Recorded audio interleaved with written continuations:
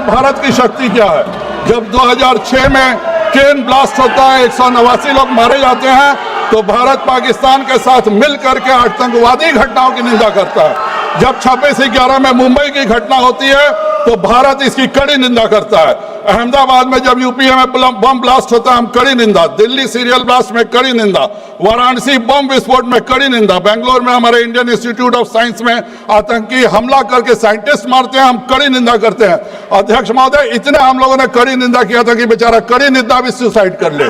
लेकिन जब एक बात और है, अभी राहुल गांधी जी बोल रहे थे कि इंदिरा गांधी जैसा बनो, इंदिरा गांधी जैसा बनो। अध्यक्ष महोदय, कांग्रेस में जब 93,000 सैनिकों को भारत की सेना ने अपने अदम्य साहस और शौर्य से पकड़ा था, तो पाकिस्तान ने भी 618 भारतीय सैनिकों को पकड़ा था। तब माननीय इंदिरा गांधी जी ने 93,000 पाकिस्तानी सैनिकों को तो छोड़ दिया, पर उस 618 में 54 सैनिक हम आज भी वापस नहीं ला सके। इसका जिम्मेवार इंदिरा गांधी है कि नहीं, यह बताना चाहिए। मेजर अशोक सूरी ने कि उनके पिताजी को 7 दिसंबर 1974 को हाथ से लिखी हुई चिट्ठी मिलती है। सेना कंफर्म करती है कि हाँ, यह मेजर सूरी की चिट्ठी है जो पाकिस्तानी जेल से आई थी। लेकिन उसके बाद भी हम अपने उन सभी 54 सैनिकों को भारत नहीं ला सके। यह हम सब के लिए बहुत शर्मिंदा की बात है और इसके लिए राहुल गांधी और पूरे कांग्रेस को शर्मिंदा होना चाहिए। अध्यक्ष महोदय, हम लोगों ने 1965 में पीओके में हाजीपुर दर्रा कैप्चर कर लिया था। अगर उसको हम नहीं छोड़े होते तो हमको कभी भी जरूरत नहीं पड़ती कि पीओके से कोई आ सके। हम लोगों ने 1971 में 13,000 स्क्वायर किलोमीटर इंदिरा गांधी ने पाकिस्तान को वापस कर दिया।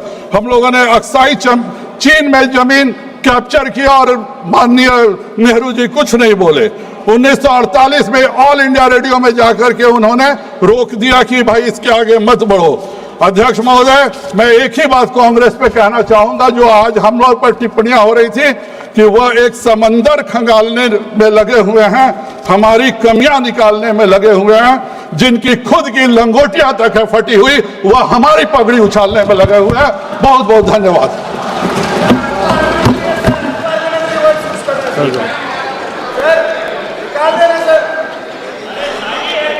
माननीय प्रधानमंत्री माननीय मोदी जी,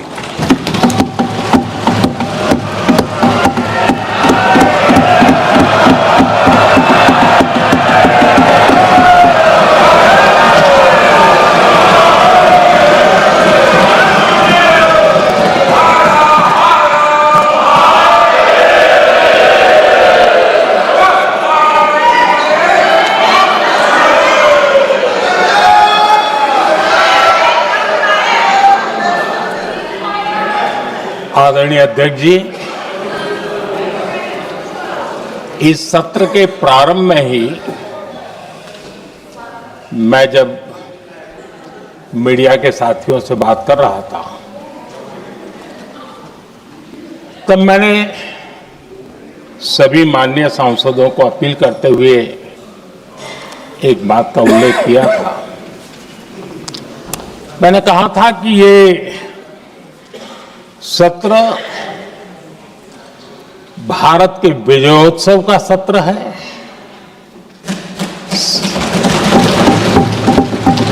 संसद का ये सत्र भारत के गौरवगान का सत्र है।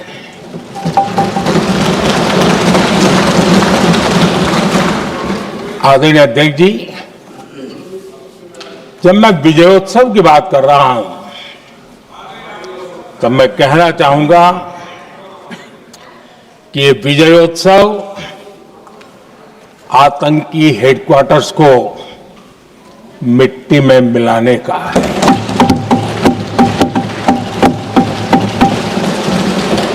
जब मैं विजयोत्सव कहता हूं तो ये विजयोत्सव सिंदूर की सौगंध पूरा करने का है।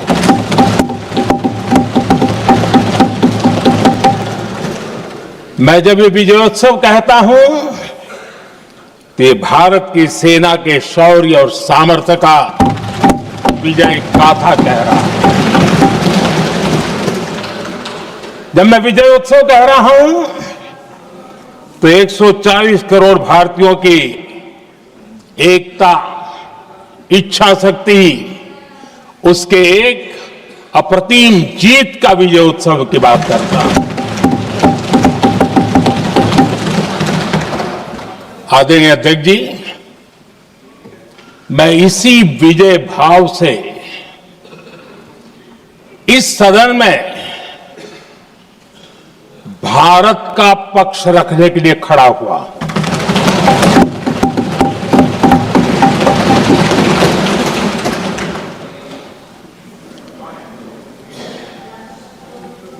और जिन्हें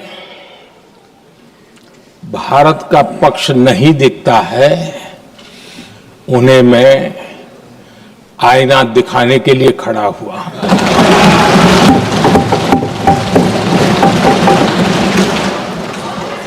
आदरणीय अध्यक्ष जी, मैं 140 करोड़ देशवासियों की भावनाओं में अपना स्वर मिलाने के लिए उपस्थित हुआ हूं। ये 140 करोड़ देशवासियों की भावना की जो गूंज है, जिस सदन में सुनाई दी है, मैं उसे अपना एक स्वर मिलाने खड़ा हुआ। आदरणीय अध्यक्ष जी, ऑपरेशन सिंदूर के दरमियान जिस प्रकार से देश के लोगों ने मेरा साथ दिया, मुझे आशीर्वाद दिए, देश की जनता मुझ पर कर्ज है। मैं देशवासियों का आभार व्यक्त करता हूं। मैं देशवासियों का अभिनंदन करता हूं। आदरणीय अध्यक्ष जी, 22 अप्रैल को पहलगाम में जिस प्रकार की क्रूर घटना घटी, जिस प्रकार आतंकवादियों ने निर्दोष लोगों को उनका धर्म पूछ पूछ करके गोलियां मारी, ये क्रूरता की पराकाष्ठा थी। भारत को हिंसा की आग में झोंकने का ये सुविचारित प्रयास था। भारत में दंगे फैलाने की ये साजिश थी। मैं आज देशवासियों का धन्यवाद करता हूं कि देश ने एकता के साथ उस साजिश को नाकाम कर दिया।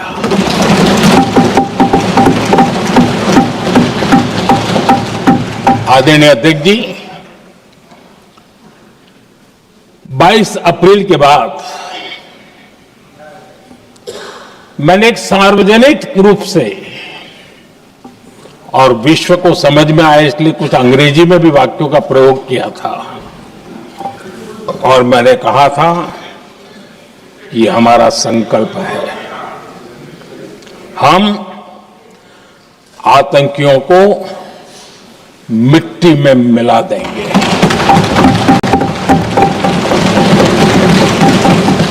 और मैंने सार्वजनिक रूप से कहा था सजा उनके आकाओं को भी होगी,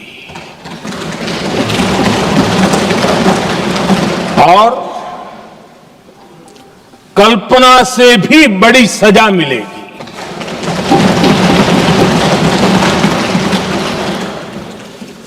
22 अप्रैल को मैं विदेश था, मैं तुरंत लौट के आया, और आने के तुरंत बाद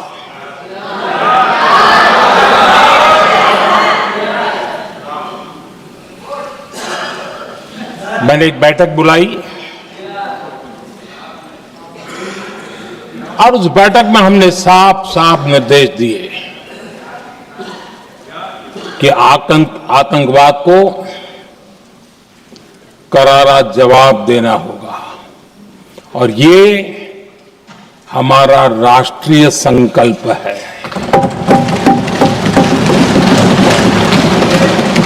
आदरणीय अध्यक्ष जी, हमें हमारे सैन्य बलों की क्षमता पर पूरा विश्वास है, पूरा भरोसा है उनकी क्षमता पर, उनके सामर्थ्य पर, उनके साहस पर। सेना को कार्रवाई की खुली छूट दे दी गई और यह भी कहा गया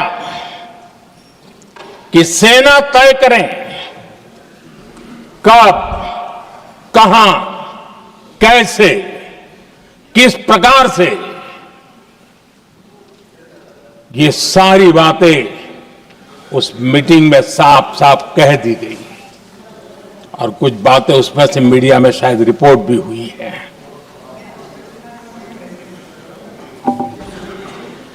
हमें गर्व है आतंकियों को वो सजा दी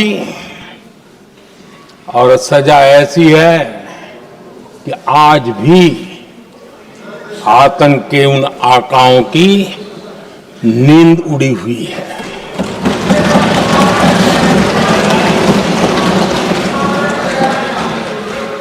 आदरणीय अध्यक्ष जी,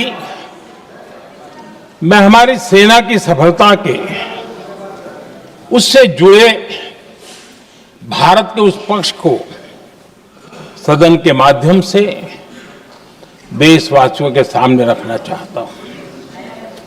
पहला पक्ष,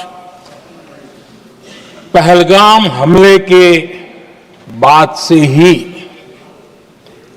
पाकिस्तानी सेना को अंदाजा लग चुका था कि भारत कोई बड़ी कार्रवाई करेगा। उनके तरफ से न्यूक्लियर की धमकियों के भी बयान आना शुरू हो चुके थे। भारत ने 6 मई रात और 7 मई सुबह जैसा तय किया था वैसी कार्रवाई की और पाकिस्तान कुछ नहीं कर पाया। 22 मिनट में 22 अप्रैल का बदला निर्धारित लक्ष्य के साथ हमारी सेना ने ले लिया। दूसरा पक्ष, आदरणीय अध्यक्ष जी, पाकिस्तान के साथ हमारी लड़ाई तो कई बार हुई है, लेकिन ये पहली ऐसी भारत की रणनीति बनी कि जिसमें पहले जहां कभी नहीं गए थे वहां हम पहुंचे। पाकिस्तान के कोने कोने में आतंकी अड्डों को धुआं धुआं कर दिया गया।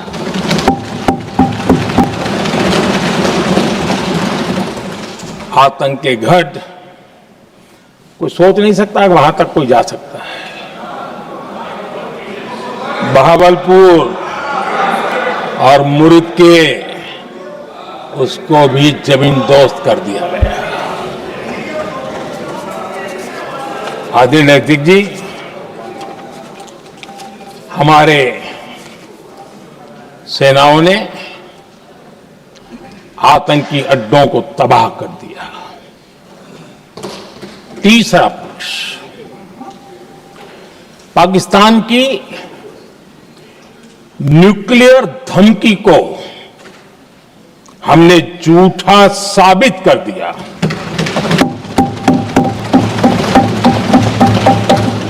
भारत ने सिद्ध कर दिया कि न्यूक्लियर ब्लैकमेलिंग अब नहीं चलेगा और न ही ये न्यूक्लियर ब्लैकमेलिंग के सामने भारत झुकेगा।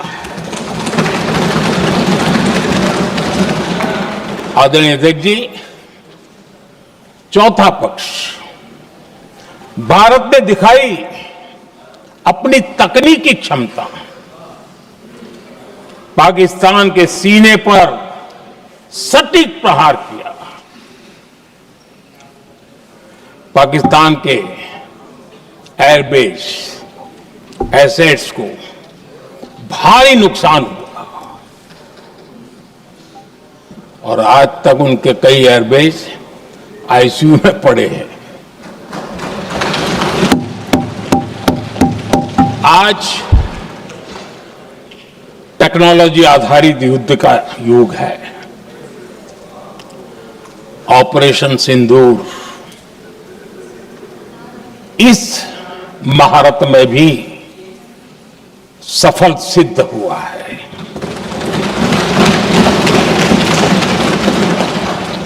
अगर पिछले 10 साल में जो हमने तैयारियां की हैं वो न की होती तो इस तकनीक के युग में हमारा कितना नुकसान हो सकता था, इसका हम अंदाज लगा सकते हैं। पांचवा पक्ष,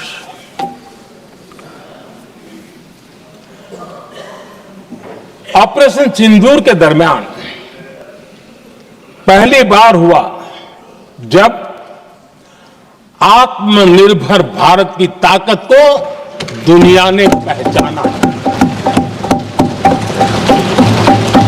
made in India drone, made in India missile ने पाकिस्तान के हथियारों की पोल खोल करके रख दी।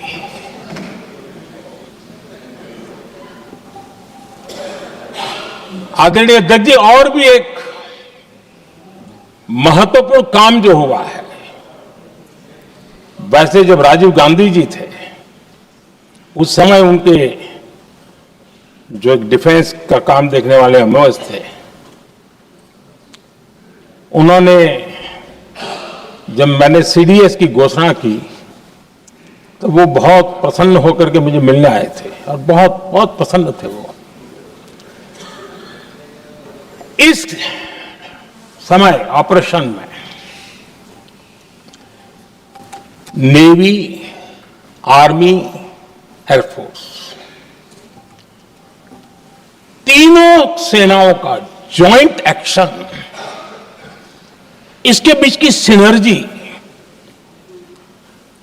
इसने पाकिस्तान के छक्के छुड़ा दिए।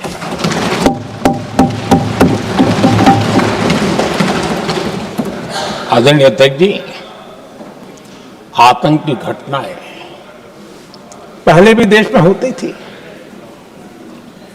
लेकिन पहले आतंकवादियों के मास्टरमाइंड निश्चिंत होते थे और वो आगे की तैयारी में लगे रहते थे, उनको पता था कुछ नहीं होगा। लेकिन अब स्थिति बदल गई है। अब हमले के बाद मास्टरमाइंड को नींद नहीं आती। उनको पता है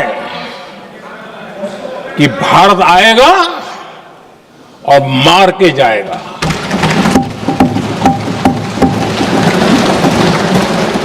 ये न्यू नॉर्मल भारत ने सेट कर दिया है।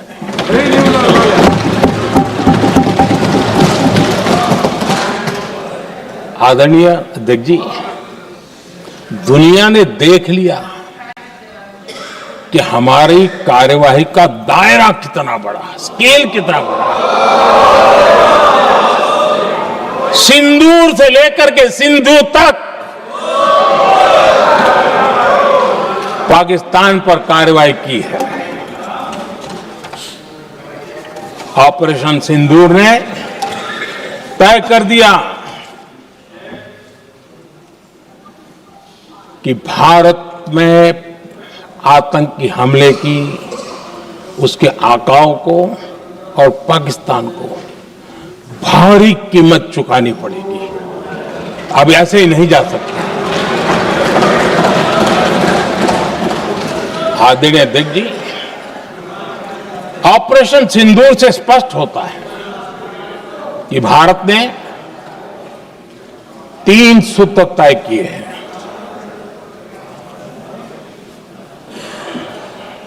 अगर भारत पर आतंकी हमला हुआ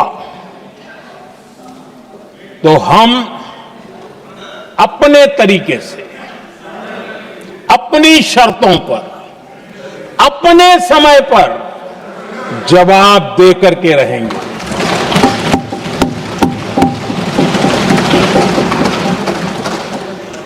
दूसरा, कोई भी न्यूक्लियर ब्लैकमेल अब नहीं चलेगा।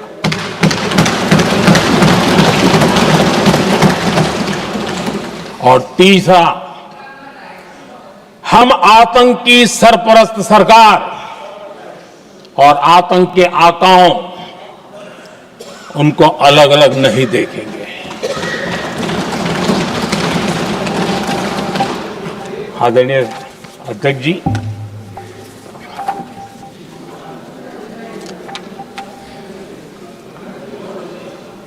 यहां पर विदेश नीति को लेकर के भी काफी बातें कही गई हैं।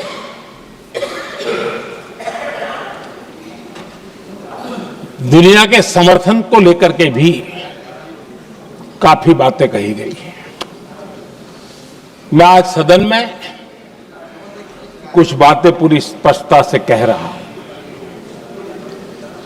दुनिया में किसी भी देश ने भारत को अपनी सुरक्षा में कार्रवाई करने से रोका नहीं है।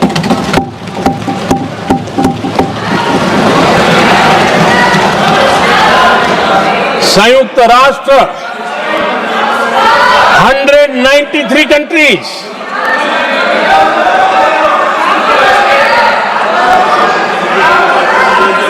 सिर्फ 3 देश 193 कंट्री में सिर्फ 3 देश ऑपरेशन सिंदूर के दौरान पाकिस्तान के समर्थन में बयान दिया था। Only 3 countries. क्वाड हो, ब्रिक्स हो, फ्रांस, रूस, जर्मनी, कोई भी देश का नाम ले लीजिए, तमाम देश दुनिया भर से भारत को समर्थन मिला है।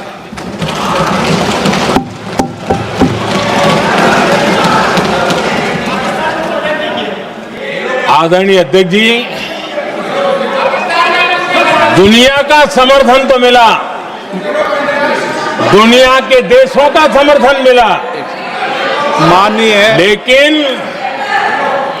ये दुर्भाग्य है कि मेरे देश के वीरों के पराक्रम को कांग्रेस का समर्थन नहीं।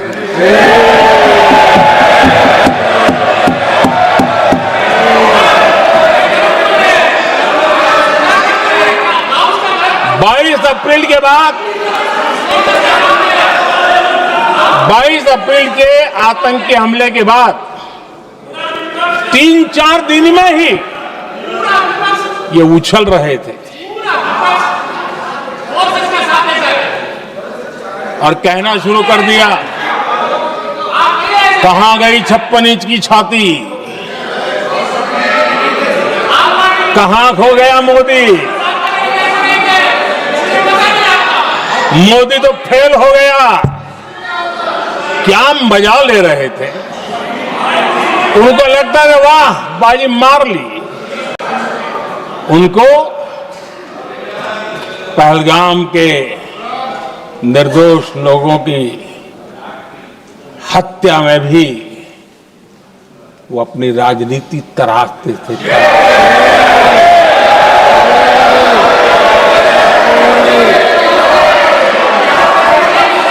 अपनी स्वार्थी राजनीति के लिए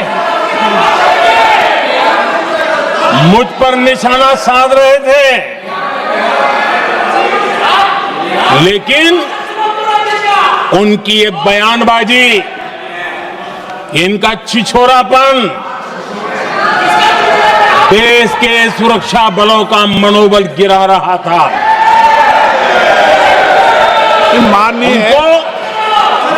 माननीय प्रतिपक्ष के नेता, 1 मिनट, प्रतिपक्ष के नेता आपकी बात सबने ध्यान से सुनी। आप बेटे बेटे कांग्रेस कर रहे हैं और निर्देश दे रहे नेताओं हैं को पीछे से, ये उचित नहीं है आपके लिए। न भारत के सामर्थ्य पर भरोसा है और न ही भारत की सेनाओं पर। इसलिए वो लगातार ऑपरेशन सिंदूर पर सवाल उठा रहे हैं।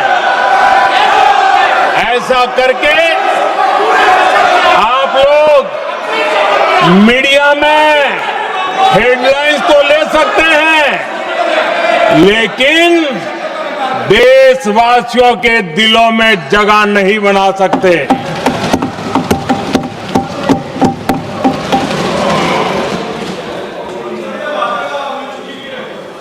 आदरणीय सभापति जी, आदरणीय अध्यक्ष जी, 10 मई को भारत ने ऑपरेशन सिंदूर के तहत हो रहे एक्शन को रोकने की घोषणा की। इसको लेकर यहां भांति भांति की बातें कही गई। ये वही प्रोपेगेंडा है जो सीमा पार से फैलाया गया है। कुछ लोग सेना द्वारा दिए गए तथ्यों की जगह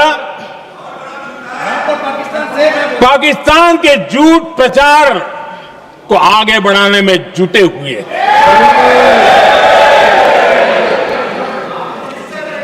जबकि भारत का रुख हमेशा स्पष्ट रहा है। आदरणीय अध्यक्ष जी, कुछ चीजें मैं जरा स्मरण भी कराना चाहता हूं। जब सर्जिकल स्ट्राइक हुआ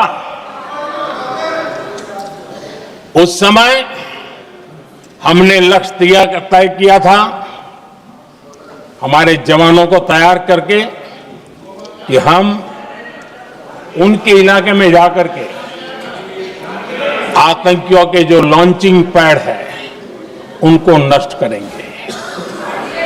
और सर्जिकल स्ट्राइक, एक रात के उस ऑपरेशन में हमारे लोग सूर्योदय होते होते काम पूरा करके वापस आए।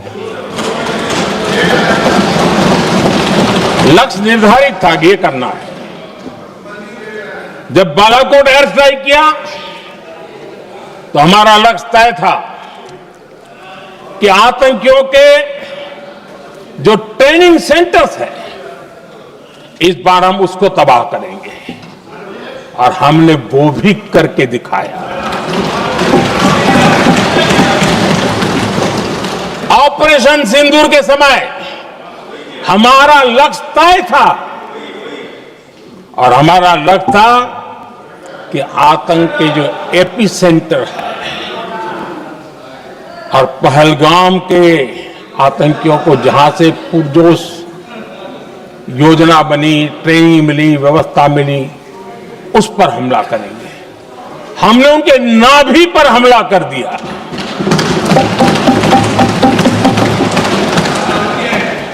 जहां पहलगाम के आतंकियों का रिक्रूटमेंट हुआ, ट्रेनिंग होती थी, फंडिंग होता था, उन्हें टेक्निकल सपोर्ट मिलता था, शस्त्र सरंजाम मिलता था, उस जगह को आइडेंटिफाई किया और हमने सटीक तरीके से ऑपरेशन सिंदूर के तहत आतंकियों की नाभि पे प्रहार कर दिया। और आदरणीय अध्यक्ष जी, इस बार भी हमारी सेना ने 100% लक्ष्यों को हासिल करके देश के सामर्थ्य का परिचय कराया।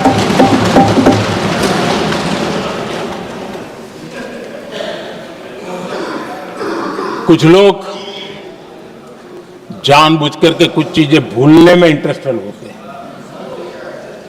देश भूलता नहीं है, देश को याद है। 6 रात और 7 मई सुबह ऑपरेशन हुआ था, और 7 मई को सुबह भारत ने प्रेस कॉन्फ्रेंस हमारी सेना ने की और उस प्रेस कॉन्फ्रेंस में भारत ने स्पष्ट कर दिया था और पहले दिन से क्लियर था कि हमारा लक्ष्य है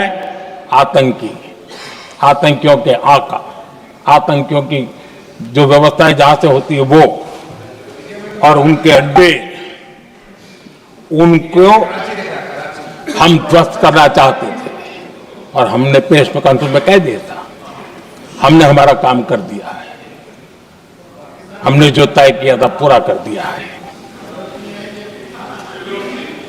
और इसलिए 6-7 मई को ऑपरेशन हमारा संतोषजनक होने के तुरंत बाद कल जो राजनाथ जी ने कहा था, मैं डंके की चोट पर दोबारा दोहराता हूं, भारत की सेना ने पाकिस्तान की सेना को चंद मिनटों में बता दिया कि हमारा ये लक्ष्य था, हमने ये लक्ष्य पूरा कर दिया है, ताकि उनको पता चले और हमें भी पता चले कि उनके दिल दिमाग में क्या चलता है।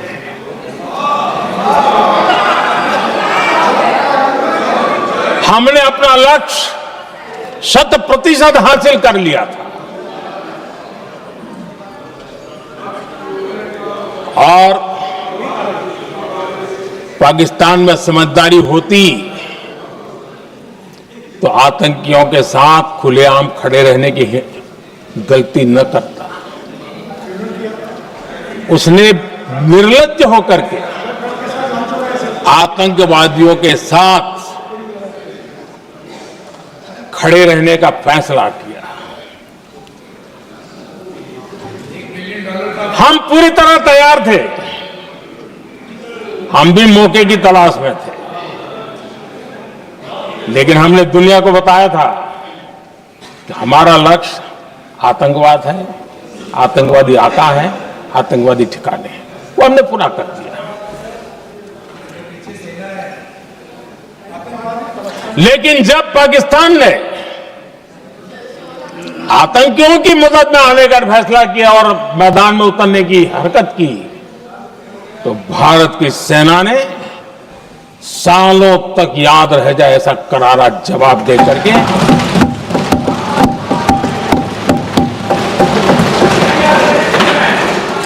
नौ मई की मध्य रात्रि और 10 मई की एक प्रकार से सुबह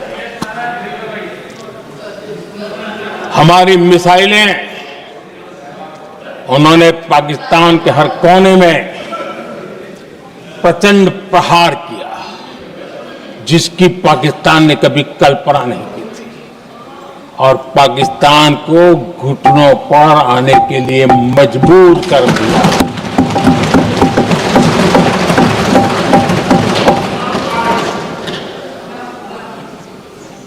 और आपने टीवी में भी देखा है, वहां से क्या बयान आते थे पाकिस्तान के लोग, अरे मैं तो स्विमिंग पूल में नहा रहा था, कोई कह रहा था मैं तो दफ्तर जाने की तैयारी कर रहा था, हम कुछ सोचे पहले तो भारत ने तो हमला कर दिया। ये पाकिस्तान के लोगों के बयान है और देश ने देखे हैं, स्विमिंग पूल में नहा रहा था।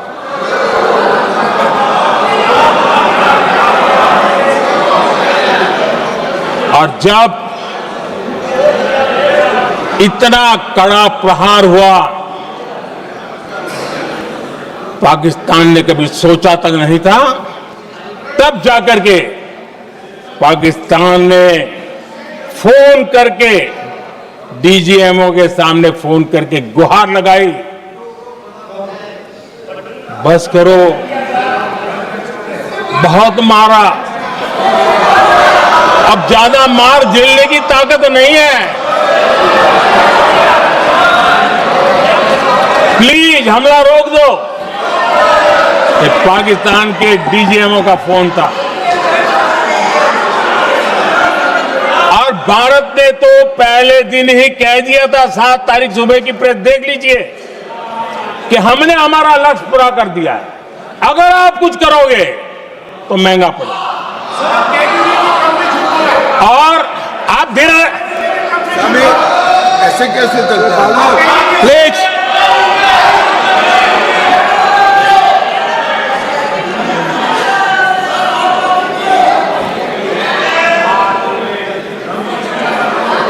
मैं आज दोबारा कह रहा हूं, ये भारत की स्पष्ट नीति थी, सुविचारित नीति थी, सेना के साथ मिलकर के तय की हुई नीति थी, और वे ये थी कि हम आतंक, उनके आका, उनके ठिकाने, ये हमारा लक्ष्य है। और हमने कहा, पहले दिन प्रेस कॉन्फ्रेंस में कहा है कि हमारा एक्शन नॉन एक्सीलरेटरी है।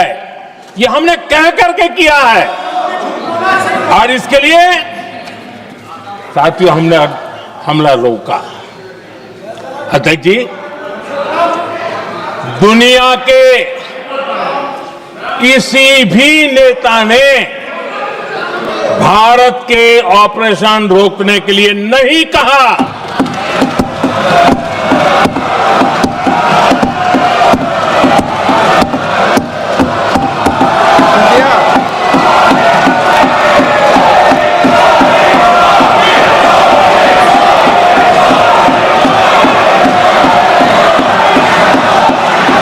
उसी दौरान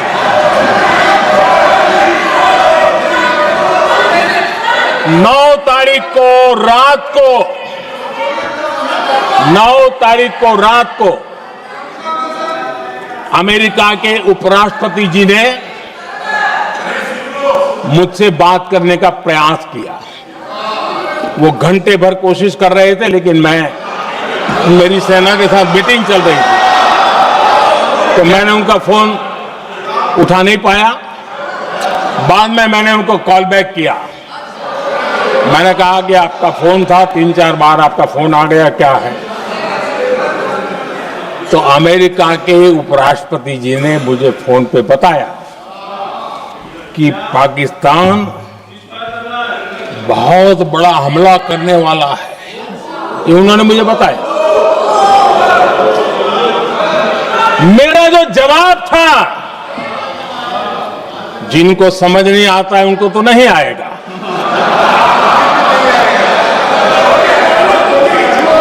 मेरा जवाब था, अगर पाकिस्तान का ये इरादा है तो उसे बहुत महंगा पड़ेगा।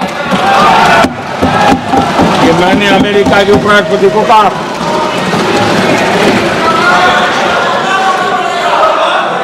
अगर पाकिस्तान हमला करेगा तो हम बड़ा हमला कर करके जवाब देंगे, ये मेरा जवाब था। और आगे मेरा एक वाक्य था, मैंने कहा था, हम गोली का जवाब गोले से देंगे। ये 9 तारीख रात की बात है,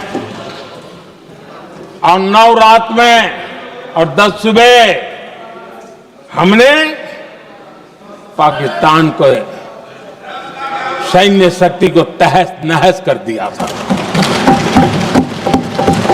और यही हमारा जवाब था, यही हमारा जज्बा था। और आज पाकिस्तान भी भली भांति जान गया है कि भारत का हर जवाब पहले से ज्यादा तगड़ा होता है।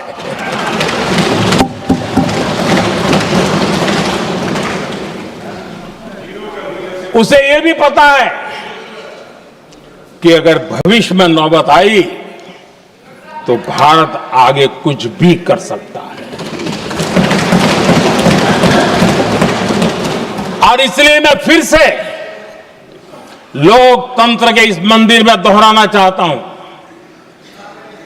ऑपरेशन सिंदूर जारी है।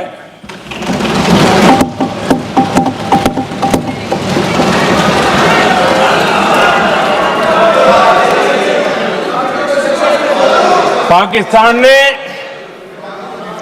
दुस्साहस की अगर कल्पना की तो उसे करारा जवाब दिया जाएगा।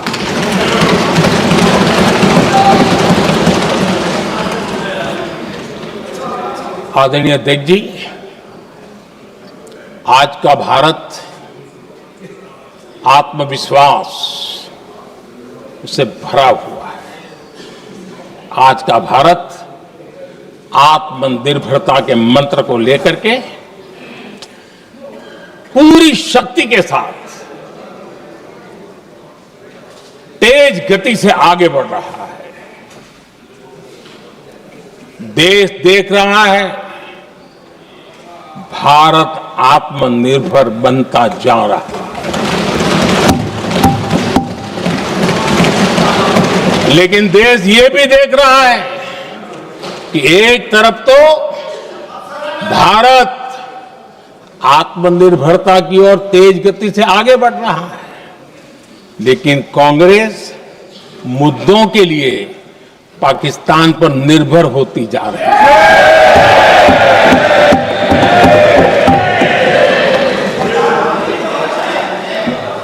मैं आज पूरा दिन देख रहा था, जो 16 घंटे से जो चर्चा चल रही है, दुर्भाग्य से। प्लीज बैठिए, सब जवाब दे दिया आपका, आप सुनते नहीं, सबका जवाब दे दिया। प्लीज दुर्भाग्य से सुनिए जवाब। कांग्रेस को पाकिस्तान के मुद्दे इंपोर्ट करने पड़ रहे हैं।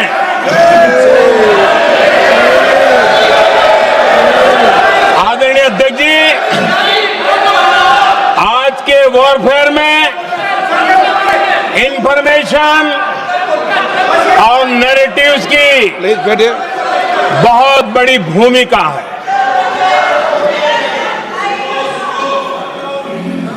नैरेटिव घड़ करके, एआई का भी भरपूर उपयोग करके सेनाओं के मनोबल को कमजोर करने के खेल भी खेले जाते हैं। जनता के अंदर अविश्वास पैदा करने के भी भरपूर प्रयास होते हैं। दुर्भाग्य से कांग्रेस और उसके सहयोगी पाकिस्तान के ऐसे ही प्रपंच के प्रवक्ता बन चुके हैं।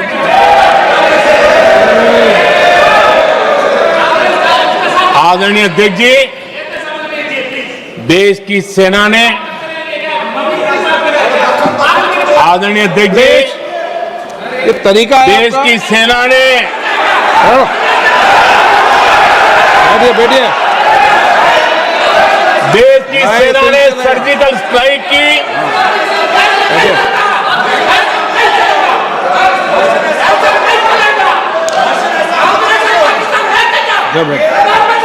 बैठिए बैठिए।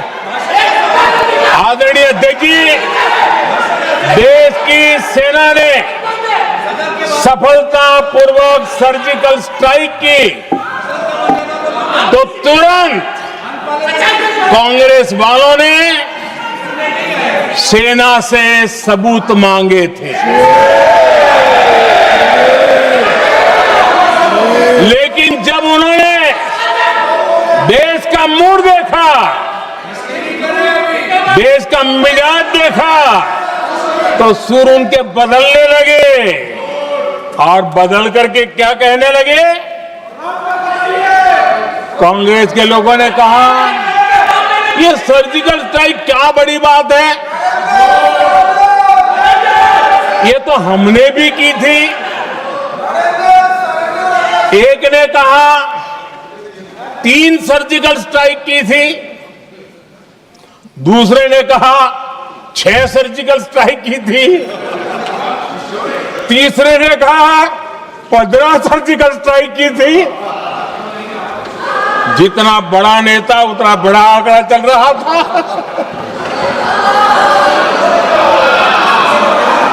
आदरणीय अध्यक्ष जी, इसके बाद बालाकोट में सेना ने एयर स्ट्राइक की।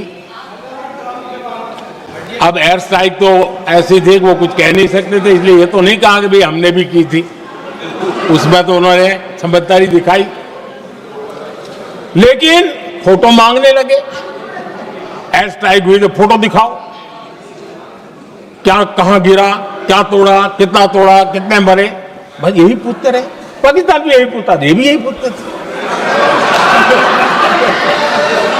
इतना ही नहीं, आदरणीय अध्यक्ष जी, जब पायलट अभिनंदन पकड़े गए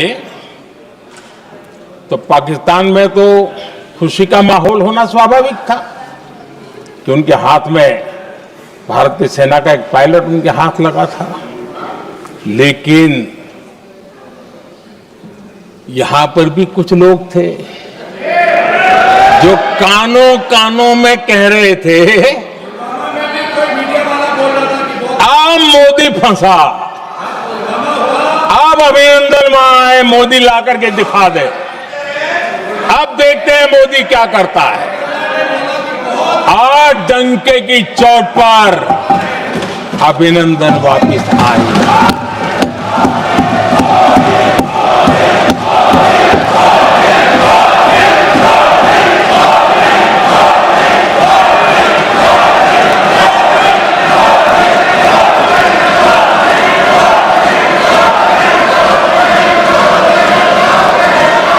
अभिनंदन को ले आए तो इनकी बोलती बंद हो गई।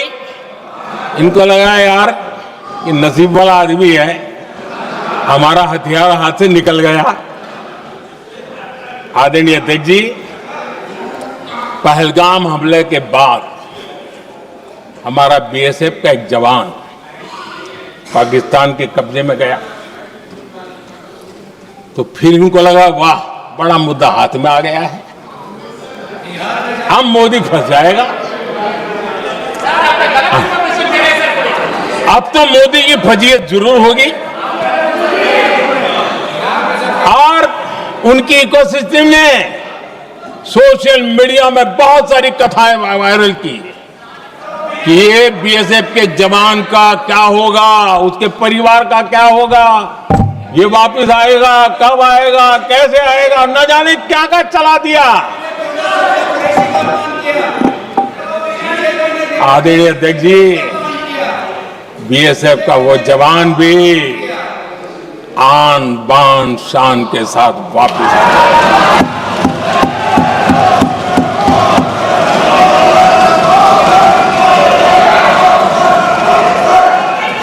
आतंकवादी रो रहे हैं,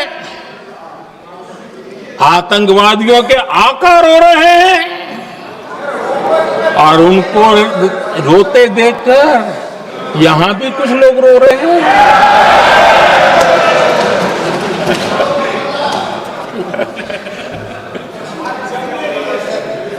अब देखिए, सर्जिकल स्ट्राइक चल रही थी, उसके बाद उन्होंने एक खेल खेलने की कोशिश की, बात जमी नहीं। एयर स्ट्राइक हुई तो दूसरा खेल खेलने की कोशिश की, वो भी जमी नहीं।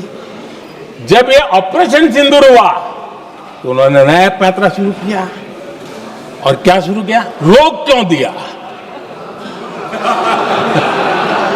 पहले तो मानने को तैयार नहीं थे कि मुक्त करते, अब कहते रोक क्यों दिया। वाहरे बयान बहादुरों,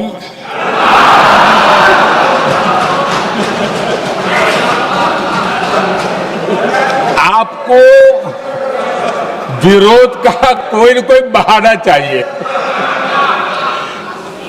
और इसलिए सिर्फ मैं नहीं, पूरा देश आप पर हंस रहा है।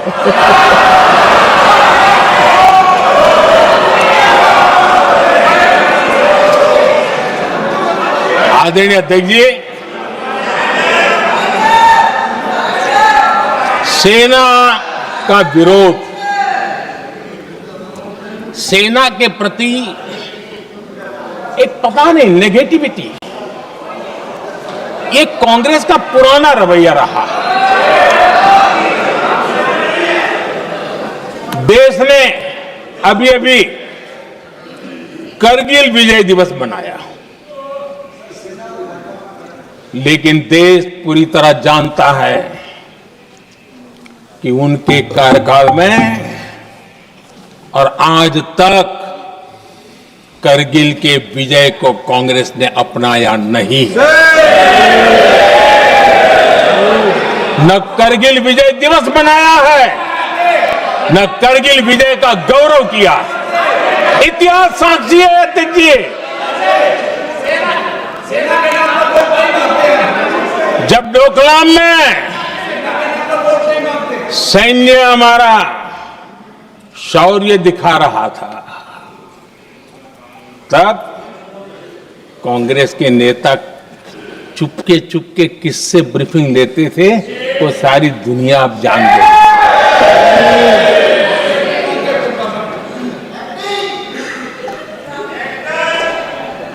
आप निकाल दीजिए पाकिस्तान के सारे बयान और यहां हमारा विरोध करने वाले लोगों के बयान, फुल स्टॉप कॉमा के साथ एक है। क्या कहेंगे इसको? और बुरा लगता है सच बोलते हैं तो। पाकिस्तान के साथ सुर में सुर मिला दिया जाता है। आदरणीय अध्यक्ष जी, देश हैरान है। कांग्रेस ने पाकिस्तान को क्लीन चिट दे दी है।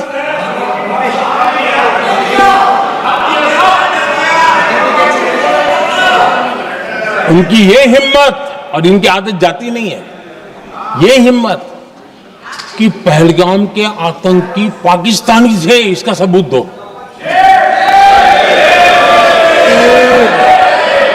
क्या कह रहे हो तुम लोग? तो कौन सा तरीका है? और यही मांग पाकिस्तान कर रहा है जो कांग्रेस कर रही है।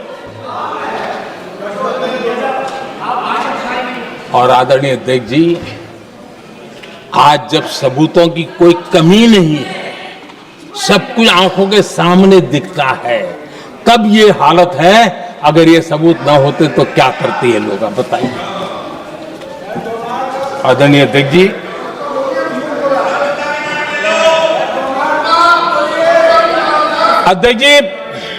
ऑपरेशन सिंदूर के एक पार्ट की तरफ तो चर्चा भी बहुत होती है, ध्यान भी जाता है, लेकिन देश के लिए कुछ गौरव की क्षणें होती हैं, ताकत के परिचय होता है, उसकी तरफ भी ध्यान जाना बहुत आकर्षित है।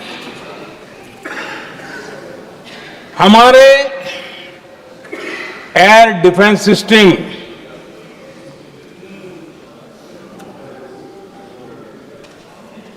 दुनिया में इसकी चर्चा है। हमारे एयर डिफेंस सिस्टम ने पाकिस्तान की मिसाइल और ड्रोन्स उसको तिनके की तरफ बिखेर दिया था।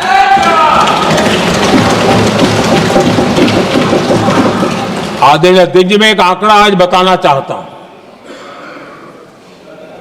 पूरा देश गर्व से भर जाएगा। कुछ लोगों का क्या होगा मैं नहीं जानता, पूरा देश गर्व से भर जाएगा। 9 मई को पाकिस्तान ने करीब 1000 मिसाइलों और आर्म्ड ड्रोन्स के भारत पर बहुत बड़ा हमला करने की कोशिश की। 1000 ये मिसाइलें भारत के किसी भी हिस्से पर गिरती तो वहां भयंकर तबाही मचती, लेकिन 1000 मिसाइल्स और ड्रोन्स को भारत ने आसमान में ही चूर चूर कर दिया।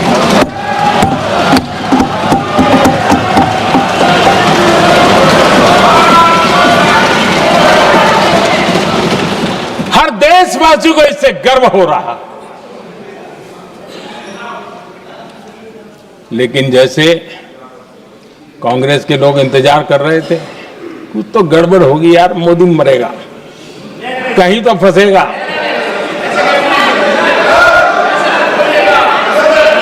पाकिस्तान ने आदमपुर एयरबेस पर हमले का झूठ फैलाया, उस झूठ को बेचने की भरपूर कोशिश की, पूरी ताकत लगा दी। मैं अगले ही दिन आदमपुर पहुंचा और खुद जाकर के उनके झूठ को मैंने बेनकाब कर दिया। तब जाकर के उनको अकल ठिकाने लगी कि अब ये झूठ चलने वाला नहीं है।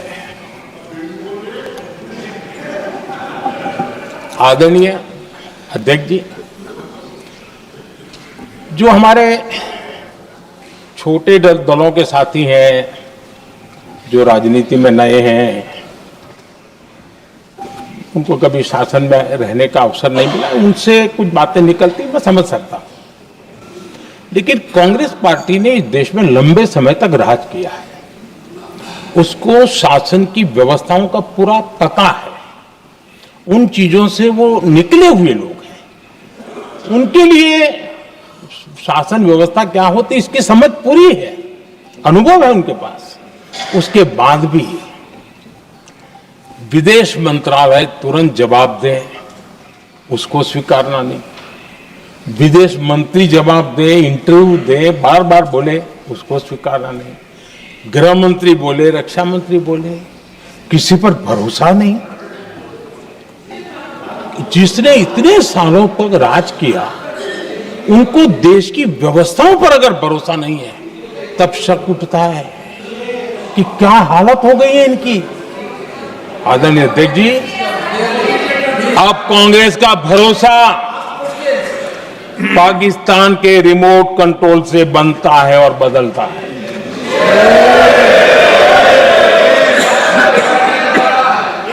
आदरणीय अध्यक्ष जी, एक बिल्कुल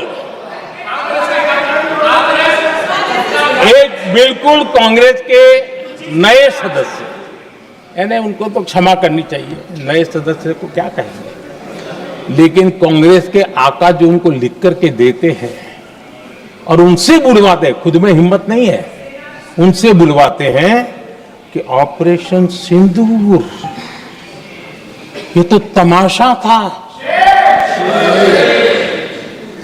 ये आतंकवादियों ने जिन 26 लोगों को मौत के घाट उतारा था ना, उस भयंकर क्रूर घटना पर ये तेजाब छिड़कने वाला पाप है। तमाशा कहते हो? आपकी असहमति हो सकती है, और ये कांग्रेस के नेता बुलवाते हैं।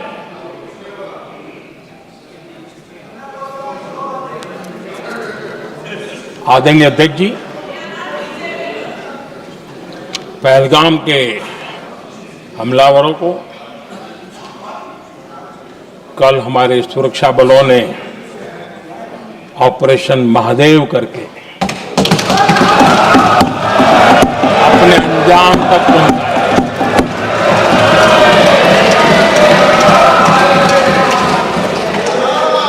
लेकिन मैं हैरान हूं, यहां ठहाके लगा के पूछा गया कि आखिर ये कल ही क्यों हुआ।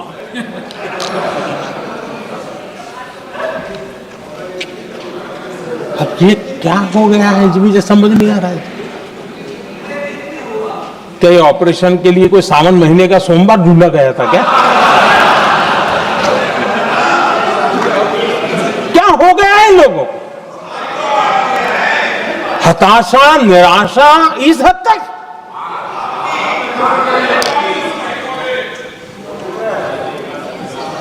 और देखिए मजा, पिछले कई सप्ताह से हाँ ऑपरेशन सिंदूर वगैरह तो ठीक है, पहलगाम के आतंकियों का क्या हुआ, पहलगाम के आतंकियों का अब हुआ तो कल क्यों हुआ?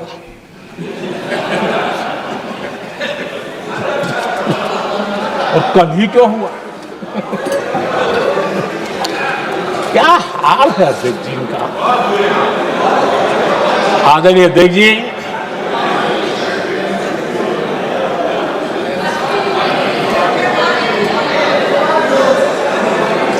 आदरणीय अध्यक्ष जी,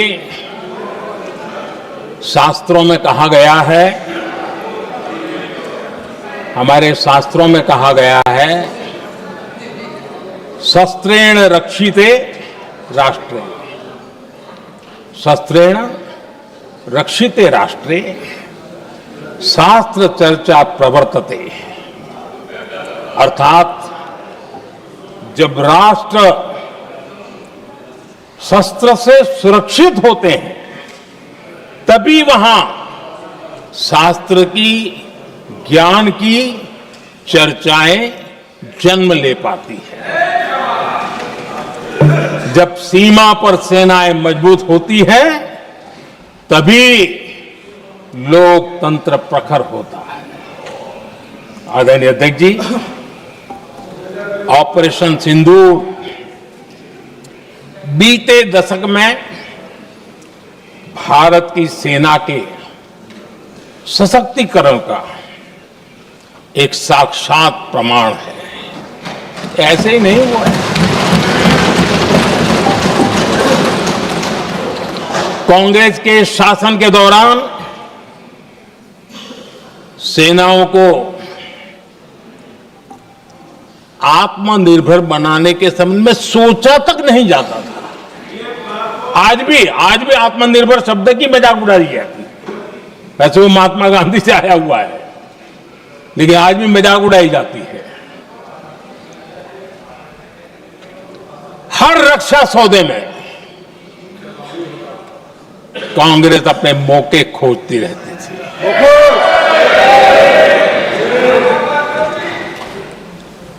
छोटे छोटे हथियारों को लिए विदेशों पर निर्भरता, ये इनका कार्यकाल रहा है। Bullet proof jacket, night vision camera तक नहीं होते थे। और लंबा लिस्ट है, जीप से शुरू होता है, बफोर, हेलीकॉप्टर, हर चीज के साथ घोटाला जुड़ा हुआ है। आदरणीय अध्यक्ष जी, हमारी सेनाओं को आधुनिक हथियारों के लिए दशकों तक इंतजार करना पड़ा। आजादी के पहले, और इतिहास गवाह, एक जमाना था जब डिफेंस मैन्युफैक्चरिंग में भारत का आवाज सुनाई देती थी। जिस समय तलवारों से लड़ा जाता था ना, तब भी तलवारें भारत की श्रेष्ठ मानी जाती थी। हम डिफेंस के इक्विपमेंट में आगे थे। लेकिन आजादी के बाद जो एक मजबूत डिफेंस इक्विपमेंट मैन्युफैक्चरिंग का हमारा दायरा था, जो हमारा पूरा इकोसिस्टम था, उसको सोच समझ करके तबाह कर दिया गया, उसको दुर्बल किया गया।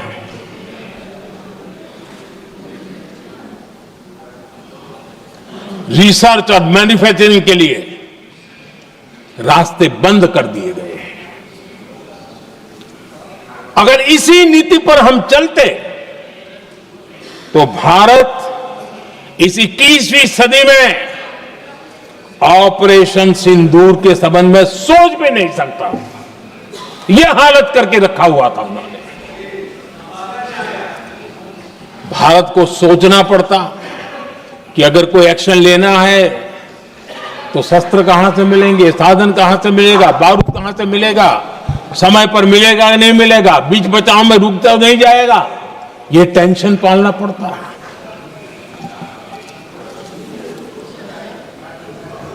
आदरणीय अध्यक्ष जी, बीते एक दशक में मेक इन इंडिया हथियार सेना को मिले, उन्होंने इस ऑपरेशन में बहुत निर्णायक भूमिका निभाई।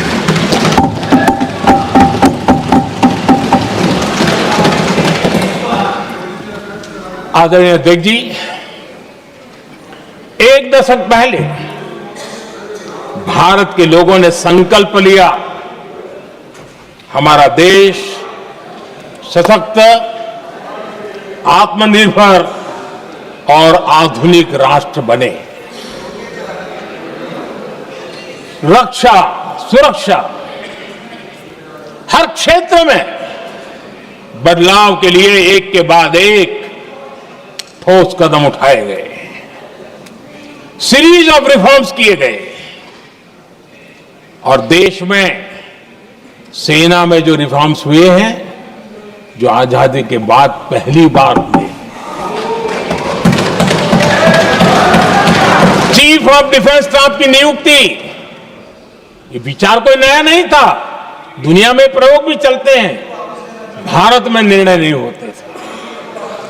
हमने, ये बहुत बड़ा रिफॉर्म था, हमने किया और बहुत ही, मैं हमारी तीनों सेनाओं का अभिनंदन करता हूं कि इस व्यवस्था को उन्होंने दिल से सहयोग किया है, दिल से स्वीकार किया है।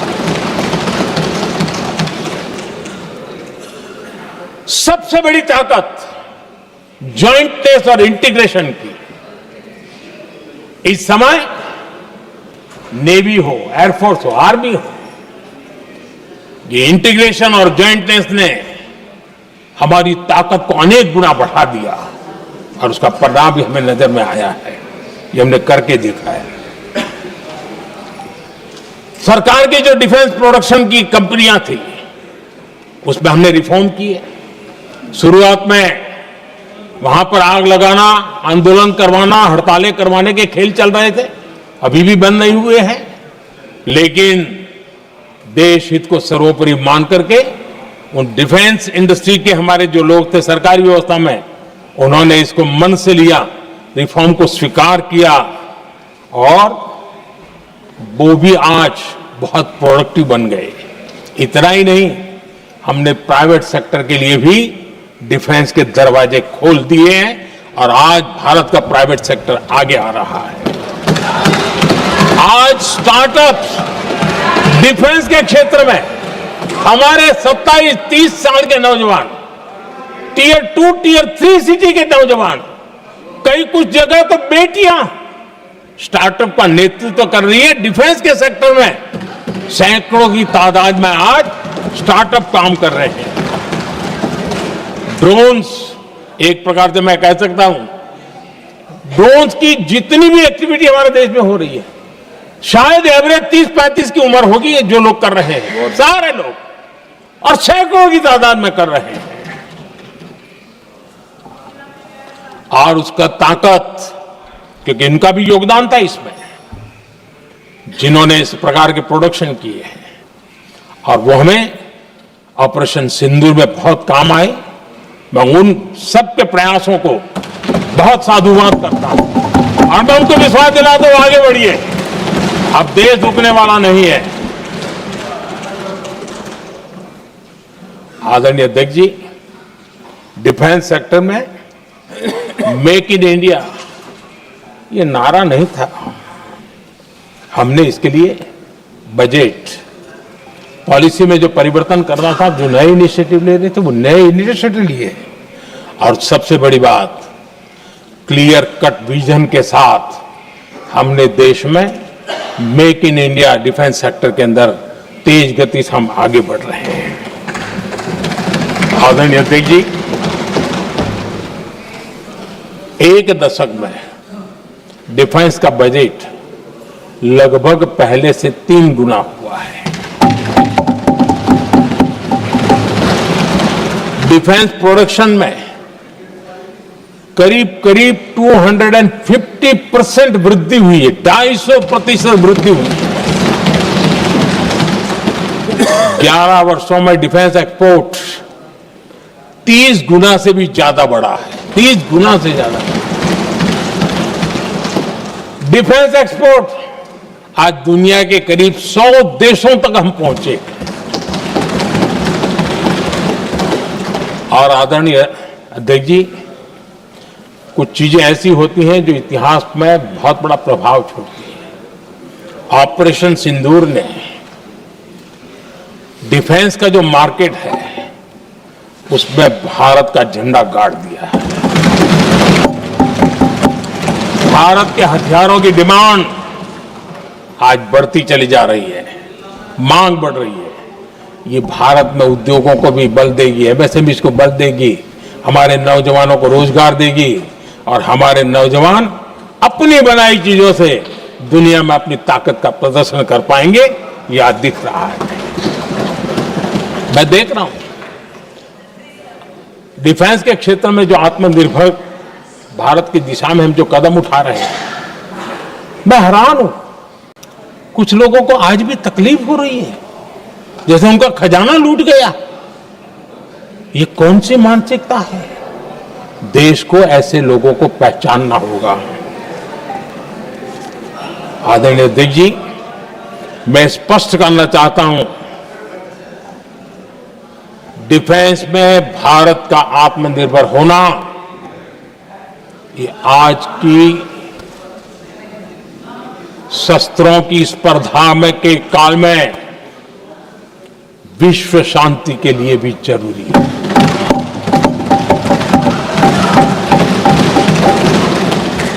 मैं पहले भी कह चुका हूं, भारत युद्ध का नहीं, बुद्ध का देश है। हम समृद्धि, शांति चाहते हैं, लेकिन हम ये कभी न भूले कि समृद्धि का और शांति का रास्ता शक्ति से ही गुजरता है।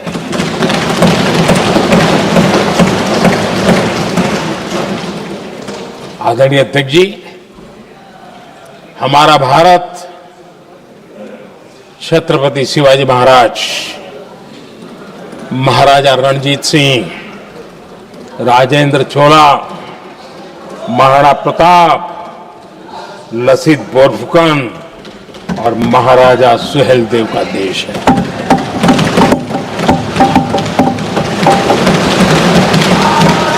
आदरणीय अध्यक्ष जी, हम विकास और शांति के लिए सामरिक सामर्थ्य पर भी फोकस करते हैं। आदरणीय अध्यक्ष जी, कांग्रेस के पास नेशनल सिक्योरिटी का विजन न पहले था और आज तो सवाल ही नहीं उठता है।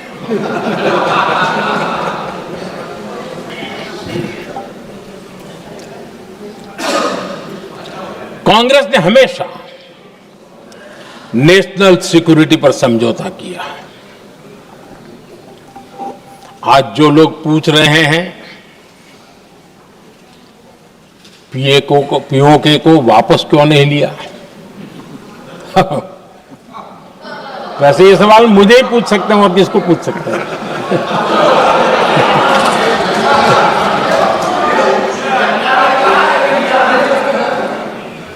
लेकिन इसके पहले जवाब देना होगा पूछने वालों को।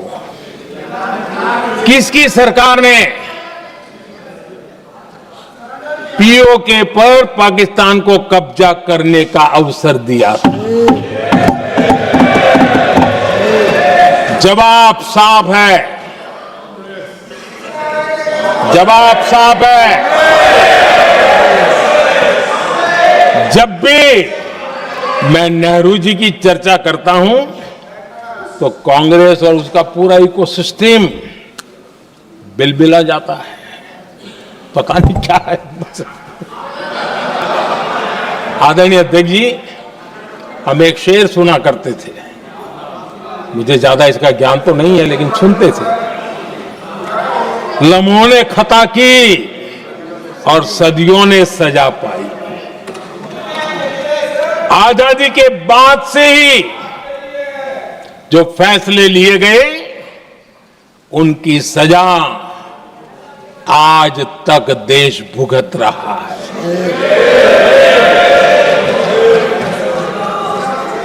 यहां बार बार एक बात का जिक्र हुआ और मैं फिर से करना चाहूंगा। अक्साई चीन की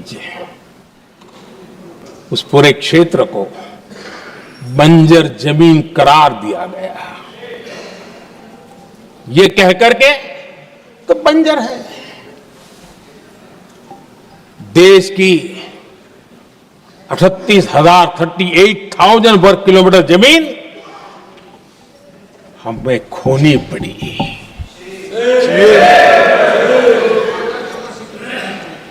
आदरणीय अध्यक्ष जी, मैं जानता हूं मेरी कुछ बातें चुभने वाली है, 1962 और 1963 के बीच कांग्रेस के नेता जम्मू कश्मीर के पूंछ, उरी, नीलम वैली और किशनगंगा को छोड़ देने का प्रस्ताव रख रहे थे। भारत की भूमि, आदरणीय अध्यक्ष जी, और वो भी लाइन ऑफ पीस के नाम पर किया जा रहा था। 1966 रण ऑफ कच्छ पर इन्हीं लोगों ने मध्यस्थता स्वीकार की। ये था उनका राष्ट्रीय सुरक्षा का विजन। एक बार फिर उन्होंने भारत का करीब 800 वर्ग किलोमीटर क्षेत्र पाकिस्तान को सौंप दिया, जिसमें छड़बेट भी शामिल है, कि कहीं उसको छड़ा बेट भी कहते हैं। 1965 की जंग में हाजीपीर पास को हमारी सेना ने वापस जीत लिया था, लेकिन कांग्रेस ने उसे फिर लौटा दिया।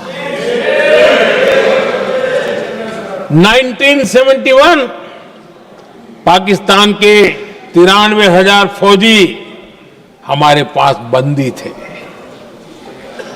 पाकिस्तान का हजारों वर्ग किलोमीटर एरिया हमारी सेना ने कब्जा किया था। हम बहुत कुछ कर सकते थे, विजय की स्थिति में थे। उस दौरान अगर थोड़ी सा विजन होता, थोड़ी सी समझ होती, तो पीओके वापस लेने का निर्णय हो सकता। वो मौका था, वो मौका भी छोड़ दिया गया। अरे इतना ही नहीं, इतना सारा जब सामने टेबल पर था, अरे कम से कम करतारपुर साहब को तो ले सकते थे, वो ही नहीं कर पाया। 1974 श्रीलंका को कच्चथीवू द्वीप को गिफ्ट कर दिया गया। आज तक हमारे मछुआरे भाई बहनों को इससे परेशानी होती है, उनकी जान पर आफत आती है। क्या गुनाह था तमिलनाडु के मेरे फिशरमैन भाई बहनों का, कि आपने उनका हक छीन लिया और दूसरों को गिफ्ट कर दिया? कांग्रेस का दशकों से इरादा लेकर चल रही थी कि सियाचिन से सेना हटा दी जाए। आदरणीय अध्यक्ष जी, 2014 में देश ने इनको मौका नहीं दिया, वरना आज सियाचिन भी हमारे पास नहीं होता।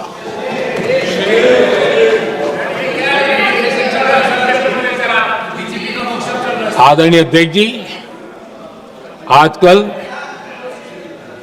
कांग्रेस के जो लोग हमें डिप्लोमेसी का पाठ पढ़ा रहे हैं, मैं उन्हें उनकी डिप्लोमेसी याद दिलाना चाहता हूं, ताकि उनको भी कुछ याद रहे, पता चले। 26/11 जैसे भयंकर हमले के बाद बहुत बड़ा आतंकी हमला था। कांग्रेस का पाकिस्तान से प्रेम नहीं रुका। इतनी बड़ी घटना 26/11 की हुई थी। विदेशी दबाव में हमले के कुछ हफ्तों के भीतर ही कांग्रेस सरकार ने पाकिस्तान से बातचीत शुरू कर दी। आदरणीय अध्यक्ष जी, कांग्रेस सरकार ने 26/11 की इतनी बड़ी घटना के बाद भी एक भी डिप्लोमेट को भारत से बाहर निकालने की हिम्मत नहीं की। छोड़ो इधर, एक वीजा तक कैंसिल नहीं किया, एक वीजा तक कैंसिल नहीं कर पाए थे। देश पर पाकिस्तानी स्पॉन्सर बड़े बड़े हमले होते गए, लेकिन यूपीए सरकार ने पाकिस्तान को मोस्ट फेवर्ड नेशन का दर्जा देकर रखा था। वो कभी वापस नहीं लिया था। एक तरफ देश मुंबई के हमले का ये न्याय मांग रहा था, दूसरी तरफ कांग्रेस पाकिस्तान के साथ व्यापार करने में लगी थी।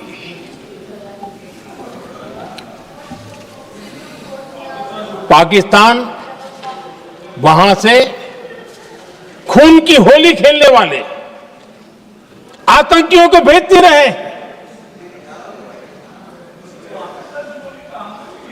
और कांग्रेस यहां अमन की आश के मुशायरे किया करती थी। मुशायरे होते थे। हमने आतंकवाद और अमन की आस का ये वन वे ट्रैफिक बंद कर दिया।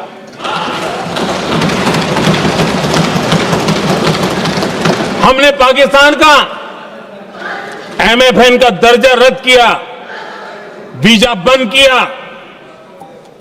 हमने अटारी वाघा बॉर्डर को बंद कर दिया। आदरणीय अध्यक्ष जी,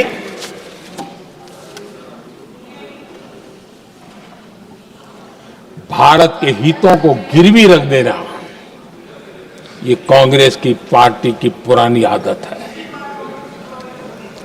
इसका सबसे बड़ा उदाहरण सिंधु जल समझौता है। सिंधु जल समझौता किसने किया? नेहरू जी ने किया। और मामला किससे जुड़ा था? भारत से निकलने वाली नदियां, हमारे यहां से निकली हुई नदियां, उसका वो पानी था। और वो नदियां हजारों साल से भारत की सांस्कृतिक विरासत रही है, भारत की चैतन्य शक्ति रही है। भारत को सुजलाम सुफलाम बनाने में उन नदियों का बहुत बड़ा योगदान रहा है। सिंधु नदी जो सदियों से भारत की पहचान हुआ करती थी, उसी से भारत जाना जाता था। लेकिन नेहरू जी और कांग्रेस ने सिंधु और झेलम जैसी नदियों पर विवाद के लिए पंचायत किसको दी? वर्ल्ड बैंक को दी। वर्ल्ड बैंक फैसला करे क्या कर रहा है। नदी हमारी, पानी हमारा।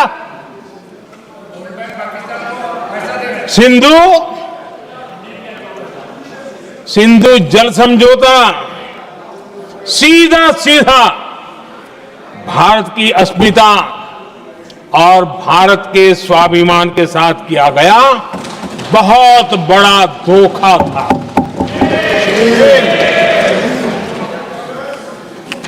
आदरणीय अध्यक्ष जी, आज के देश के युवा ये बात सुनते होंगे तो उनको भी आश्चर्य होगा कि ऐसे लोग थे हमारे देश का काम करते थे। नेहरू जी ने इस ट्रीटी करी और क्या किया? ये जो पानी था, जो नदियां थी, जो भारत से निकल रही थी, उन्होंने 80% पानी पाकिस्तान को देने के लिए वो राजी हो गए। और इतना बड़ा हिंदुस्तान, उसको सिर्फ 20% पानी। कोई मुझे समझाए भाई ये कौन सी बुद्धिमानी थी, कौन सा देश हित था, कौन सी डिप्लोमेसी थी क्या हालत करके बना के रखा था आप लोगों ने। इतनी बड़ी आबादी वाला हमारा देश, हमारे यहां से निकलती हुई ये नदियां, और सिर्फ 20% पानी और 80% पानी उन्होंने उसको दिया जो देश खुलेआम भारत को अपना दुश्मन करार कर देता रहा है, दुश्मन कहता रहा। और ये पानी पर किसका हक था? हमारे देश के किसानों का, हमारे देश के नागरिकों का, हमारा पंजाब, हमारा जम्मू कश्मीर, देश के एक बहुत बड़े हिस्से को इन्होंने पानी के संकट में धकेल दिया, इस एक कारण से। और राज्यों के भीतर भी पानी के लेकर के आपस में संघर्ष पैदा हुई है, प्रतिस्पर्धा पैदा हुई, और उनका जिस पर हक था उस पर पाकिस्तान मौज करता रहा। और ये दुनिया में अपनी डिप्लोमेसी के पाठ पढ़ाते रहते हैं। आदरणीय अध्यक्ष जी,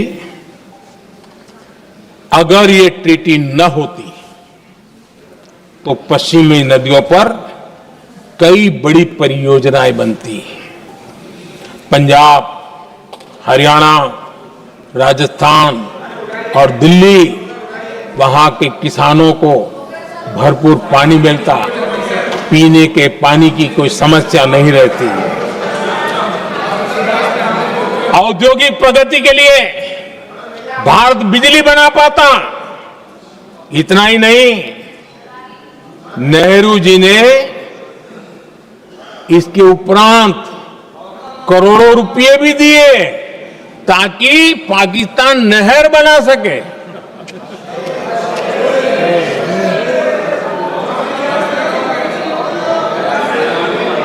आदरणीय अध्यक्ष जी, इससे भी बड़ी बात, देश चौंक जाएगा। ये चीजें छिपाई गई है, दबा दी गई है। कहीं भी बांध बनता है तो उसमें एक मैकेनिज्म होता है उसकी सफाई का, डीसिल्टिंग का। उसमें जो मिट्टी भर जाती है, बाकी घास वगैरह आकर के भर जाता है, तो उसकी कैपेसिटी कम होती है, तो उसकी सफाई के लिए यानी इनबिल्ट व्यवस्था होती है। नेहरू जी ने पाकिस्तान के कहने पर यह शर्त स्वीकार की है कि इन बांध में जो मिट्टी आएगी, कूड़ा कचरा आएगा और बांध भर जाएगा, इसकी सफाई नहीं कर सकते, डीसिल्टिंग नहीं कर सकते हैं।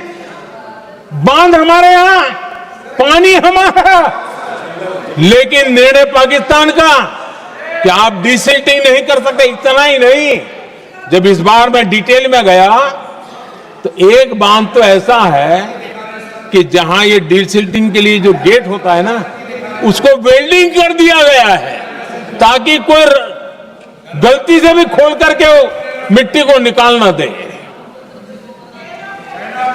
पाकिस्तान ने नेहरू जी से लिखवा लिया था कि भारत बिना पाकिस्तान की मर्जी अपने बांधों में जमा होने वाली मिट्टी साफ नहीं करेगा, डीसिल्टिंग नहीं करेगा। ये समझौता देश के खिलाफ था और बाद में नेहरू जी को भी ये गलती माननी पड़ी। इस समझौते में निरंजन दास गुलाटी करके का सज्जन उसमें जुड़े हुए थे। उन्होंने एक किताब लिखी है। उस किताब में उन्होंने लिखा है कि फरवरी 1961 में नेहरू ने उनसे कहा था, गुलाटी, मुझे उम्मीद थी कि यह समझौता अन्य समस्याओं के समाधान का रास्ता खोलेगा, लेकिन हम वही हैं जहां पहले थे। ये नेहरू जी ने कहा नेहरू जी केवल तत्कालिक प्रभाव देख पा रहे थे, इसलिए उन्होंने कहा कि हम वहीं के वहीं हैं। लेकिन सच्चाई ये कि इस एग्रीमेंट के कारण देश बहुत पिछड़ गया, देश बहुत पीछे चल गया और देश का बहुत नुकसान हुआ। हमारे किसानों को नुकसान हुआ, हमारी खेती को नुकसान हुआ। और नेहरू जी उस डिप्लोमेसी को जानते थे जिसमें किसान का कोई वजूद ही नहीं था। यह हाल करके रखा था उन्होंने। आदरणीय अध्यक्ष जी, पाकिस्तान आगे दशकों तक भारत के साथ युद्ध और छद्म युद्ध, प्रॉक्सी वॉर करता ही रहा। लेकिन कांग्रेस की सरकारों ने बाद में भी सिंधु जल समझौते की तरफ देखा तक नहीं, नेहरू जी की गलती को सुधारा तक नहीं। आदरणीय अध्यक्ष जी, लेकिन अब भारत ने पुरानी गलती को सुधारा है, ठोस निर्णय लिया है। भारत ने नेहरू जी द्वारा किए गई बहुत बड़ी ब्लंडर, सिंधु जल समझौते को देश हित में, किसानों के हित में एबेंस में रख दिया है। देश का अहित करने वाला ये समझौता अब इस रूप में आगे नहीं चल सकता। भारत ने तय कर दिया है, खून और पानी साथ साथ नहीं बह सकते।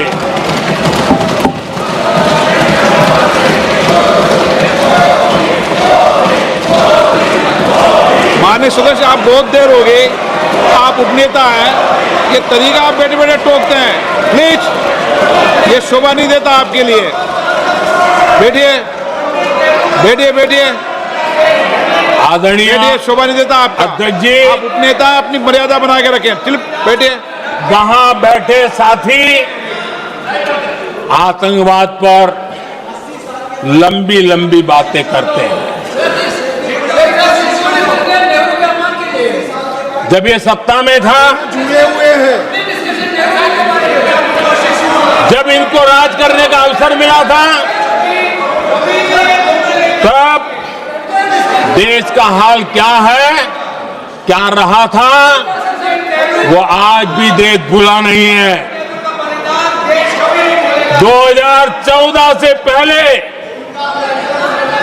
देश में असुरक्षा का जो माहौल था, अगर वो आज याद भी करे ना, तो लोग सिहर जाते हैं। आदरणीय अध्यक्ष जी, हम सबको याद है, जो नई पीढ़ी के बच्चे हैं उनको पता नहीं है, हम सबको पता है। हर जगह पर अनाउंसमेंट होता था, रेलवे स्टेशन पर जाओ, बस स्टैंड पर जाओ, एयरपोर्ट पर जाओ, बाजार में जाओ, मंदिर में जाओ, कहीं पर भी जाओ, जहां भी भीड़ होती है, कोई भी लावारिस चीज दिखे छूना मत, पुलिस को तुरंत जानकारी देना, वो बम हो सकता है। हम 2014 तक यही सुनते आए थे, ये हालात करके रखा था। देश के कोने कोने में यही हाल था। माहौल ये था कि जैसे कदम कदम पर बम बिछे हैं और खुद को ही नागरिकों ने बचाना है, उन्होंने हाथ ऊपर कर दिए थे, अनाउंस कर दिया। आदरणीय अध्यक्ष जी, कांग्रेस की कमजोर सरकारों के कारण देश को कितनी जानें गंवानी पड़ी, हमें अपनों को खोना पड़ा। आदरणीय अध्यक्ष जी, आतंकवाद पर लगाम लगाई जा सकती थी। हमारी सरकार ने 11 साल में ये करके दिखाया एक बहुत बड़ा सबूत है। 2004 से 14 के बीच जो आतंकी घटनाएं होती थी, उन घटनाओं में बहुत बड़ी कमी आई है। इसलिए देश भी जानना चाहता है, अगर हमारी सरकार आतंकवाद पर नकेल कस सकती है तो कांग्रेस सरकारों की ऐसी कौन सी मजबूरी थी कि आतंकवाद को फलने फूलने दिया। आदरणीय अध्यक्ष जी, कांग्रेस के राज में आतंकवाद अगर फला फूला है तो उसका एक बड़ा कारण इनकी तुष्टीकरण की राजनीति है, वोट बैंक की राजनीति है। जब दिल्ली में बाटला हाउस एनकाउंटर हुआ, कांग्रेस के एक बड़ी नेता के आंख में आंसू थे, आतंकवादी मारे गए इसके कारण। और वोट पाने के लिए इस बात को हिंदुस्तान के कोने कोने में पहुंचाया गया। आदरणीय अध्यक्ष जी, 2001 में देश की संसद पर हमला हुआ था। तब कांग्रेस के एक बड़े नेता ने अफजल गुरु को बेनिफिट ऑफ डाउट देने की बात कही थी। आदरणीय अध्यक्ष जी, मुंबई में 26/11 का इतना बड़ा आतंकी हमला हुआ, एक पाकिस्तानी आतंकी जिंदा पकड़ा गया। पाकिस्तान की मीडिया ने, दुनिया ने यह स्वीकार किया कि यह पाकिस्तानी है, लेकिन यहां कांग्रेस पार्टी इतना बड़ा पाकिस्तान का पाप, इतना बड़ा पाकिस्तानी आतंकी हमला, और ये क्या खेल खेल रहे थे? वोट बैंक की राजनीति के लिए क्या कर रहे थे? कांग्रेस पार्टी इसको भगवा आतंक सिद्ध करने में जुटी हुई है।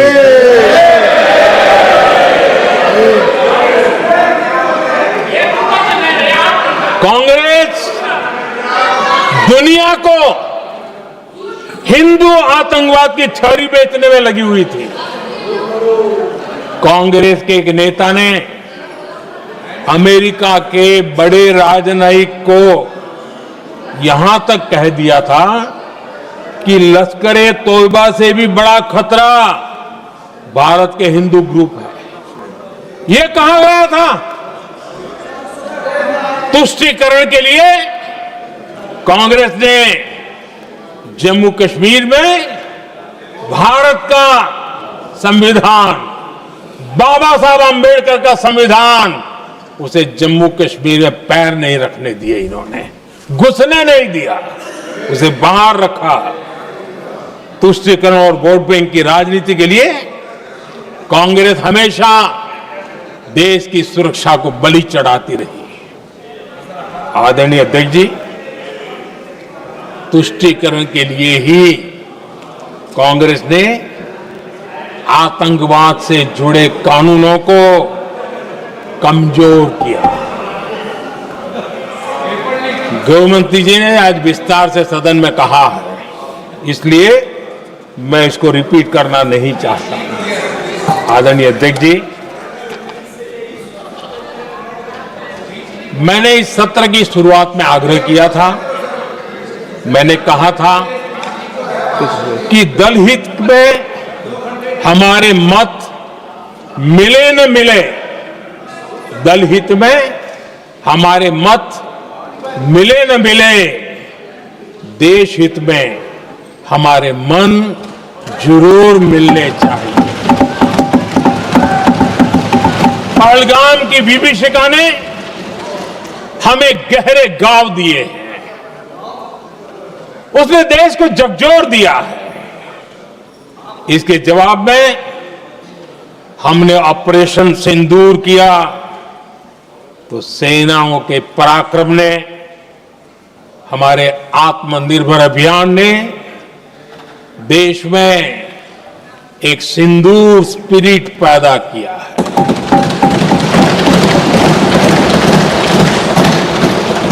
ये सिंदूर स्पिरिट हमने तब भी देखी जब दुनिया भर में हमारे प्रतिनिधि मंडल भारत की बात बताने गए।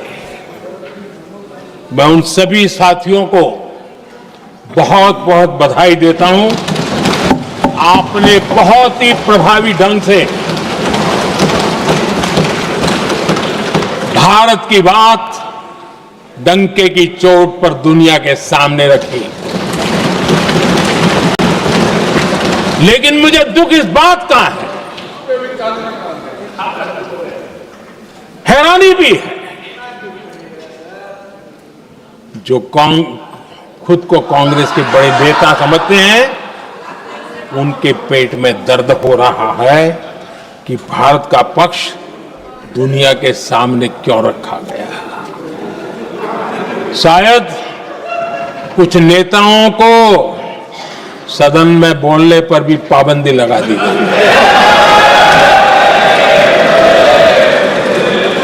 आदरणीय अध्यक्ष जी, इस मानसिकता से बाहर निकलने की जरूरत है। कुछ पंक्तियां मेरे मन में आती हैं, मैं अपने भाव व्यक्त करना चाहता हूं। आदरणीय अध्यक्ष जी, करो चर्चा और इतनी करो, करो चर्चा और इतनी करो कि दुश्मन दहशत से दहल उठे। दुश्मन दहशत से दहल उठे। रहे ध्यान बस इतना ही, रहे ध्यान बस इतना ही, मान सिंदूर और सेना का प्रश्नों में भी अटल रहे। हमला मां भारती पर हुआ अगर, तो प्रचंड प्रहार करना होगा। दुश्मन जहां भी बैठा हो, हमें भारत के लिए ही जीना होगा। मेरा कांग्रेस के साथियों से आग्रह है कि एक परिवार के दबाव में पाकिस्तान को क्लीन चिट देना बंद कर दें। जो देश की विजय की क्षण है, कांग्रेस उसे देश के उपहास का क्षण न बनाए। कांग्रेस अपनी गलती सुधारें।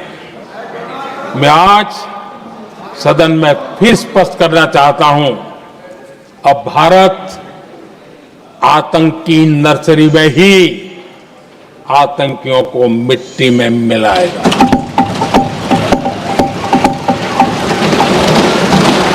हम पाकिस्तान को भारत के भविष्य खेलने नहीं देंगे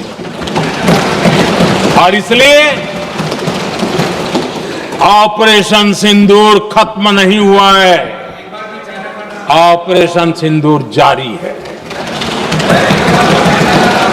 और ये पाकिस्तान के लिए भी नोटिस है।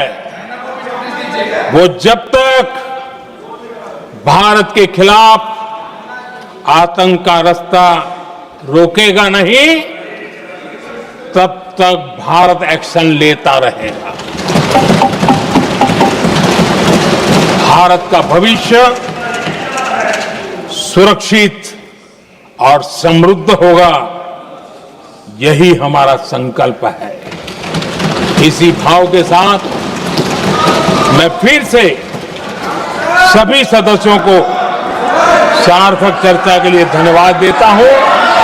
और आदरणीय अध्यक्ष जी, मैंने भारत का पक्ष रखा है, भारत के लोगों की भावनाओं को व्यक्त किया है। मैं सदन का फिर से आभार व्यक्त करता हूं। बहुत बहुत धन्यवाद।